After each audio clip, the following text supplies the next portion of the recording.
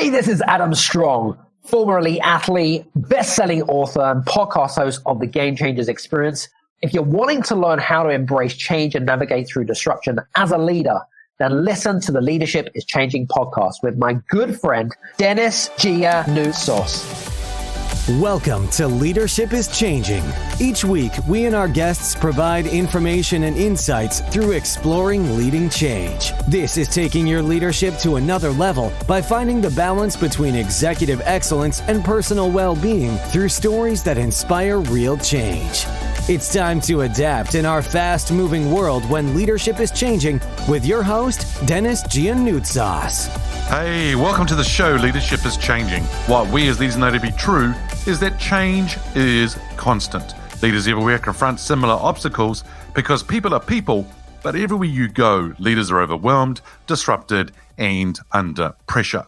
They run from email to email, meeting to meeting. Many leaders are not changing quick enough, which means they run the risk of becoming irrelevant and being left behind. Perhaps the show is taking our listeners' leadership to another level by finding their balance between executive excellence and personal well-being through stories that inspire real change. I believe we don't have enough effective leaders in the world today, and if we can get the leaders to step up and lead change, then they can inspire real change. Hey listeners, it's now time to adapt in our fast-moving world. Welcome to the episode today. Great to have you with us.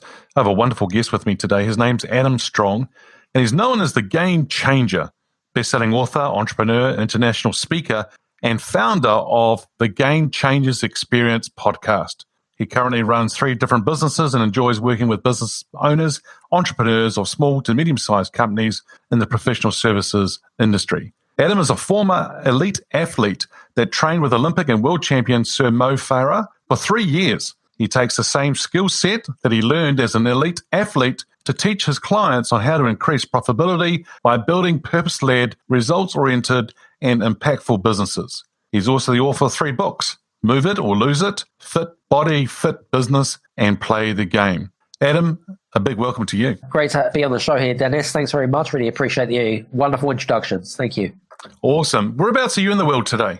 So I'm in the sunny Mediterranean, the Eastern Mediterranean. So I'm in Cyprus at the moment. So it's not as warm as I'd like it to be, but I'm hoping for some much more paradise, sunny weather. So yeah, Cyprus is a great place. I mean, I come from a Greek background, of course, and been to Cyprus too, and had a look, and it's just an amazing island, right? I mean, it's wonderful, and I love just that. I was there in summertime, so of course it was really, really hot, and so no problem. That's coming towards your way very, very soon. But I think you're also based in other countries too, like the UK. Is that right? Yep. So I'm British because I've got a British accent, as you can tell. I do a lot of my business over in the UK as well, and also my other half, she's Scandinavian, so she's Swedish. So I suppose I set up my business, Dennis, in a digital nomad type of style. So I can pretty much work wherever I want, whenever I want, wherever I want in the world, and I get to have that flexibility. So it's great to have that. That's awesome. Now, wonderful to be able to be training with world-class athletes like yourself and others as well. I mean, that would have been really, really, really exciting. Tell us a little bit more about that experience. Absolutely. Well, I actually started off in the world of athletics from a very young age. Even though most of your listeners can't see me, I actually lost my hair through alopecia at the age of 11. Well, actually, it was the age of 10. And it was all due to stress and worry. And I actually got into athletics at quite a young age through the encouragement of my father. And this is where I had actually met my former training partner, who became the world and Olympic world champion in 5 and 10,000 meters. So I was very much a conditioned from a very young age to get in the zone, to get focused, to become mentally tough in tough, ever-changing times like we go through in the world today. So, it was very privileged. I represented my county, which is kind of just below sort of national level. So I did get to national level anyway, but didn't quite get as far as representing the UK or in England in any big championships, because it's one of those kind of like it gets to a point in your career where you have to start to make some real tough decisions, Dennis. So you either go down the academic route, or you go down the route of, am I going to be a sports player? Am I going to be a take up football, athletics in my case, of course. And then, but to me, it was a real sticking point for me, because when you get that good in your career, and from an academic perspective, my family, we grew up very poor. So we didn't come from a very wealthy background. And so I was really weary about that I felt like I really needed education. And you see the shock stories, whether it be in cricket, whether it be in whatever it is, but you get these like life-changing injuries and you've got no education. That was at the back of my mind. So it's kind of like risk, weighing up the risk for me. So, but I had a great career in what I was doing anyway. Mm-hmm. Yeah, very much so. And of course, this show about leadership is changing, and that we'll talk a little bit more about that. But it's all about the game change. It's all about change as well. And you had a turning point in your life where you had to decide which way you want to go. And that's not always an easy thing. And if there are listeners who are right now thinking about a turning point in their life, career-wise, business, and other things, what would be one or two things that you might say to them for them to start thinking about to help them in that decision-making journey?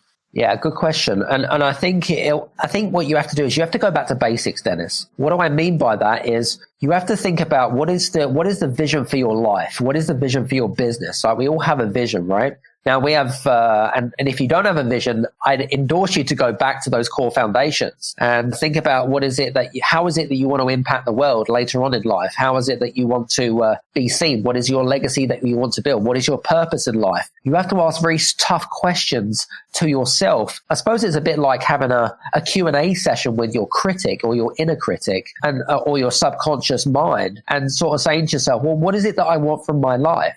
That's what you really need to think about first. So that's the first big question you have to really ask yourself, is ask those specific questions. What is my purpose? What is my why? What is my vision? And so forth. If you ask those questions, then you'll get a rough understanding of, okay, so if it fits in with alignment to what I want from my life, then go with the flow type of thing and not think about kind of the consequences. So I hope that kind of answers your question. Yeah, it does. That's very good. Yeah, excellent. Now, this show, we're going to be talking about leadership is changing, of course, as we go through this.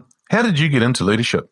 Really interesting. So I got into leadership again at a very young age. I actually got my first job at McDonald's. And I'm sure that most of your listeners have probably been in some sort of job very similar, but McDonald's was my real first job. It was my first paid job. And I think I was earning about £2.85, which in Australian dollars back then, I think it was about $3.50. So, or Kiwi dollars even, about $3.50. But essentially it wasn't a lot of money. But I loved the job at McDonald's. And the great thing about McDonald's is that you can teach an idiot like me at 16 years old, and you can pretty much teach anywhere in the world the same system, the same way to cook a Big Mac, a quarter pounder of cheese, or whatever it is, right? You can teach a 16-year-old boy like me to be able to do things. And so where I really learned about leadership is I actually started leaning into a mentor that really kind of took me under his wing and saw a lot of strengths in me. And I was 16 back then. And then by the time I got to 18, I started running shift managing work at the age of 18. So I was doing night shifts and kind of in between studying and things like that. And then I had to start thinking about how I ended up talking to people, how I communicated to them, what sort of respect I wanted to command, when I was in charge and stuff like that, because it would be me running the ship when all the big boys had gone home type of thing.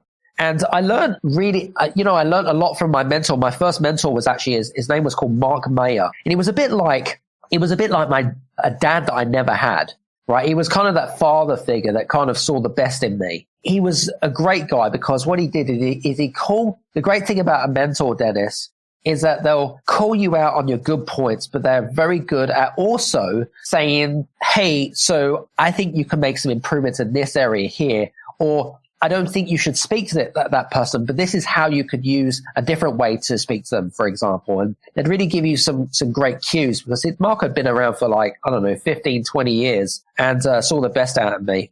And then when I got to the age of 21, Mark, Dennis, I actually got big promotion after I'd finished all my studying, and I really had to up my leadership game, if I'm honest with you. At the age of 21, which is a really young age, I was pretty much running a store at turning over about £9 million worth of business, selling 99p burgers, and in charge of 100 staff at Christmas time. So I had to learn very quickly but I had a lot of support. McDonald's was a great system back then. And this was way before they went into mass franchising. So I was very much part of the company and stuff like that. But that was kind of my first episode of real leadership.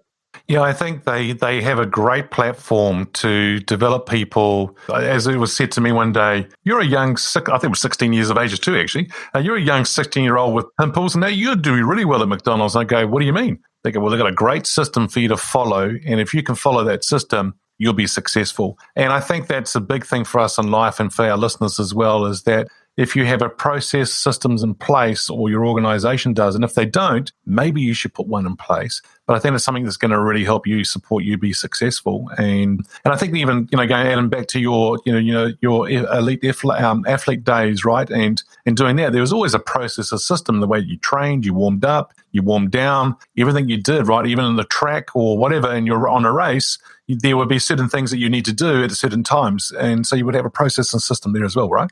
Absolutely, 100%. And yeah, you bang on the money. And again, we're all wired slightly differently, but the reality is that there is a strategy or a system like you'd mentioned, or a framework that you use in order to get the success that you want. And business is no different. Not at all. Yeah, you're absolutely. Yeah, very good. Now, you mentioned just now a leader that really helped you, but the question I've got for you is, who's your favorite leader and why? Now, this person could be alive or from history. Is it the same person you just talked about, or is there someone different? No, I mean, the person I was speaking about, really, he was my first real mentor as such. But I think if I think about real strong leaders, there was a couple of leaders that I really, I suppose, look up to more than anything else. I suppose I'm a big fan of the natural world, and so David Attenborough to me is a great leader. I'm a big fan of the ocean. I'm a big water sports fanatic, for example. When it comes to scuba diving, that's me. I love it. It's kind of like my form of meditation when I'm scuba diving, for example. And it sounds kind of weird, Dennis, but it's true, right? But for me, so David Attenborough, he's such a natural leader. People are energized by his passion and enthusiasm without expectation, and he doesn't do it for money. He is not the most wealthiest guy in the world, right? But the reality is that his purpose in life, and the chap is he's in his 90s now, right? He's in his 90s. His career is all based around his purpose, which is all about preserving whether it be animals, mammals, and so forth. That's his embodiment. I really love that about him. And, he's not ego driven, none of that. He's not driven by money. He just loves what he does. Oh, and I love what you say, that he's a natural leader and he has the passion and enthusiasm without expectations. I love that. And yeah, it's really cool. Now, you said there's possibly two, so that was one. Is there a second one? There's another gentleman that I've taken it to a bit of a soft spot to, and vice versa, actually. And one of the other gentlemen that I've been following for quite a number of years is a guy called Marshall Goldsmith. And Marshall is, he's a New York Times bestselling author. He's been in probably the world of leadership and executive coaching for the best part of 50 years, so half a century or thereabouts. He's probably what I call the godfather of leadership, right? Or the godfather of most people in senior leadership or senior management roles have heard of Marshall. But effectively, I was introduced to Marshall actually through mutual contacts of mine that has taken years and years to nurture the relationship over time. And they introduced me to Marshall, and we got on like a house like fire. I remember last year, actually, I was introduced to Marshall for the very first time, and he came onto my podcast. And honestly, Dennis, it was such a laugh. It really was. Such a fun guy and such a humble guy. He's a humble gentleman is how I would really subscribe him. And to me, he's just a really nice, down to earth guy, and so knowledgeable and just so giving. And that's again another person. That's a great trait and a great strength that great leaders have. Yeah, absolutely. Being humble, definitely. Tell me, have you met Sir David Attenborough? I haven't, no. I'd love to, though. So, yeah, well, Adam, here's a question for you that I just thought of, and that is, if you and Sir David were sitting on a park bench having a cup of coffee or a cup of tea, what would be a question you might ask him? That's a really, really interesting question. I would probably ask him something on the lines of, do you feel like the work that you have done over the past 70 years, because I think that's what he's been doing in the last 70 odd years, do you feel like it's made a contribution and an impact to how people want to remember you once you've passed? I think that will be my good question. Yeah, absolutely. So it's more about the impact he's making and also his legacy, right? And so, yeah, I think that's a very good question to ask. Yeah. Now, the show here is called Leadership is Changing. When I mentioned that title or that statement, what does that mean for you? Well, for me, leadership is consistently changing. It's consistently evolving, especially when we think about how technology is evolving, how business is evolving. I mean, let's look at the last couple of years, for example. The way that leaders have changed in terms of their behavior. From working from home, where a lot of us have been working from home. The way that our leadership styles have also changed. So we have to evolve our leadership styles based around the demands of people. What is it that people want and need? Well, we still continue, depend on where you are in the world, of course, and where you're listening to this. It's going to depend on what the demands of people are and their culture. So first of all, because most people want to feel supported, human beings are very much social animals, Dennis. And if we're social animals, what is it that social animals need? Well, they want to feel like they want to see a leader who is authentic and vulnerable. They can show that vulnerability. And I found that, especially sort of prior to 2020, I found that when we think of the word vulnerability, when we think of the word authenticity, leaders always saw it as a sign of weakness. But actually now what we're seeing, as leaders have begun to see the impact of what the last couple of years has had on people's mental health, is that they have parked their own egos and they parked their own egos to one side, and they've thought about others. And great leaders put others first before themselves. Really important. And so for me, that is a real game changer for me. What is it that people really want in this world? Well, number one, they want more compassion, right? Strong leaders show great compassion. They show understanding that actually, you know what? I understand you. I want to support you. I want to give you the tools and resources and empower you. That's what great leaders do now. Not everyone's going to step up to the game, but that's what the great leaders do in 2022 and beyond. Awesome. Great leaders put others first before they put themselves. So I think that's a really, really good point to make. And I think Simon Sinek's actually written a book, Leaders Eat Last. And I think that's very, very similar to that as well. And I actually think it's spot on there, Adam. Really good thoughts, some good analogy as well that you put with it. So thank you for sharing that. Adam, we're living in a world that's just moving very fast, right? Technology, data, social, business, the whole lot is just changing. And of course, being known as the Game Changer Experience podcast and also now Leadership is Changing podcast, being a guest here, what I'd be quite interested to know from you is, what do you think makes a leader successful today in this fast-paced, ever-changing world? I think one thing that comes to my mind, and it's one word, adaptful. A leader has got to be adaptful.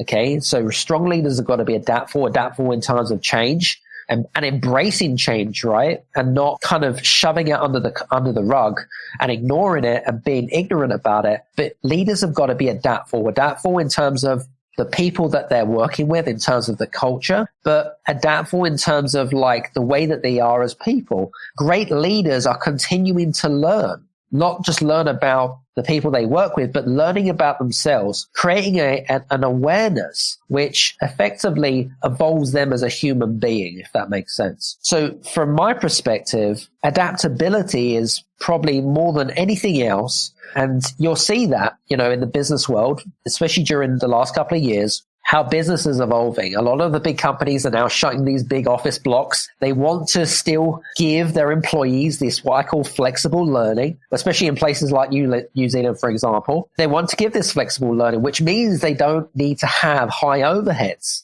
But then, for example, in some organizations, and I'll give a really good example here. One of my other half, for example, she works for a big national bank. Now, I'm not going to mention them for professionalism, but what's really interesting is that a lot of the leaders in that bank still feel to this day that if they are not in control, okay, and that that they're not going to be able to achieve their goals, or they're not going to get the results that they're expected of them as leaders. Does that make sense? Yeah, it does. And so there's this element of like not having control scares the hell out of them, right? That's scary stuff, right? But actually, if you switch the mindset of that of, okay, let's have a great conversation of, what do you bring to the table, right? What do you bring to the table as an employee or as a team member or whatever? And you empower them. You empower your team to effectively say, okay, these are expectations that we wish as a company from you as an individual. And then you empower them and give them a way in which they can say, do you know what? I think this is a great opportunity. I'd like to be able to do it this way and this way.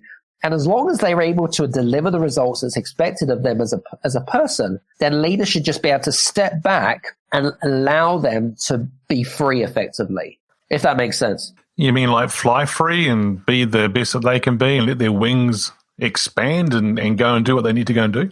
In a way, I mean, yes, they all have a job, but effectively, you have to, in order to, and here's three things that I've been teaching a lot of my clients and a lot of the businesses that I've been working with, Dennis, recently. And I talk about the 3 C's, right? So the 3 C's are effectively, number one is connection. So you've got to effectively be able to connect with people in your organization, as well as your clients, as well as your customers, as well as your shareholders, and interject, kind of bring them together in synchronicity, right? Or alignment. Okay. So connection is really important. Understanding people's habits, behaviors, and motivations is extremely important as a leader.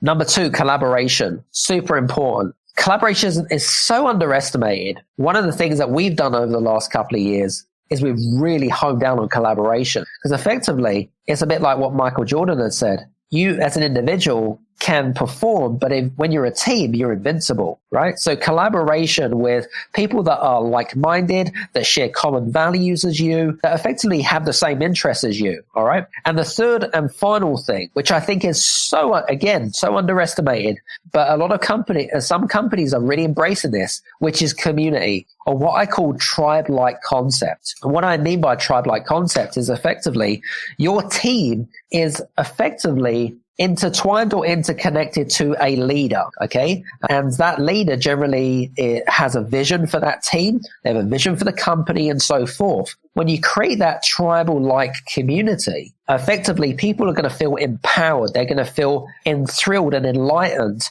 and everyone kind of gels together, right? And it's not the power of one individual or a group of individuals. Generally, it is the willpower of the whole tribe that really drives a business forward. So that's kind of my analogy. That's awesome. The 3 C's there, listeners. Connection, bring it together in alignment. Collaboration is number 2. And I love that one. As a team, you're invincible. Oh, I love it. And then number 3, community, a tribe-like concept whereby you're coming together as a community, supporting each other. Adam, thanks for sharing that. That is awesome stuff. Now, Adam, you and I probably been employees in the past. We probably know businesses or have teams as well that have been working for us, or we know business leaders that we're working with who have teams. If we change the lens now from an employee's perspective, do you think the employees' expectations of leaders have changed? Absolutely, 100%. Because again, if I'm an employee, again, our working conditions have changed. And what is it that we are, and I think this is really important. As an employee, it's really important to make sure that there is clear communication between you and your boss or your leader or whatever it is that you want to kind of describe them as. But it's important to keep that communication open, right? If you're feeling insecure, if you're feeling fearful, if you're feeling like you just need to speak to somebody, right? Then you should be able to have a relationship where you should be able to approach your boss or your leader. Now, I know that's over the last sort of couple of years, things have been very difficult for people, especially in the mental health space, and it's really affected people. However, I think what's really important is to make sure that there is clear, succinct, again, communication fixes everything. If you have clear communication between you and your boss or your leader or whatever it is, or if you're not happy, and again, what really drives you as an individual is generally your purpose. If you're not happy with what you're doing, okay, then guess what? Change it. And if you feel like, oh, you're doing a job just for the sake of paying for the bills, stop it. Stop it right now, because guess what? It's only going to lead to a path of unhappiness. And it's not healthy. It doesn't create good. All it does is it creates toxicity. Okay. And I see so many people out there that go to dead end jobs and they do it for the wrong reasons, Dennis. Right. And I'm sure you've had friends as well. And it just, to me, it's just like, it's criminal. It's criminal. So if you're listening to this and you're in one of those dead end jobs, but you're scared of getting out your comfort zone right now. Okay. Again, confide in someone that you have close relationships with. It could be, I don't know, your spouse. It could be your partner. It could be your best friend at work, but confide in them. Don't bottle it up, because I can guarantee you it will eat you away like Pac-Man does. Yeah, you're so right, Adam. I mean, there's people I work with as an executive coach, and there are people who are been in their role, and for the last 18 months to 12 months, they've actually been bored in what they're doing, and they're a little bit, as you said, they're afraid to actually go. But I go, hang on a sec. You've been taking the salary for the last 18 months every month, right? You've been taking that money, but you're not bringing your A game. And the thing here is, when you say it's criminal, it's not only that. I think it's criminal in the sense that they're robbing themselves because they're not happy. Absolutely. They're not going out there to do it. And also they're robbing the community because they're not bringing their A game and they're not using their talent, and which is what's needed going forward. So I think it's a very good point that you've brought up here. You know what it is? I was going to say it's also selfish. It's a very selfish act. If you're not fulfilling your potential, right, and you're aware of it, this is the worst thing, is that you're aware of it. You're just being selfish. It's kind of like complacency, right? Yes, we don't like to get out of our comfort zone, but sometimes we have to in order to grow and learn. Sorry.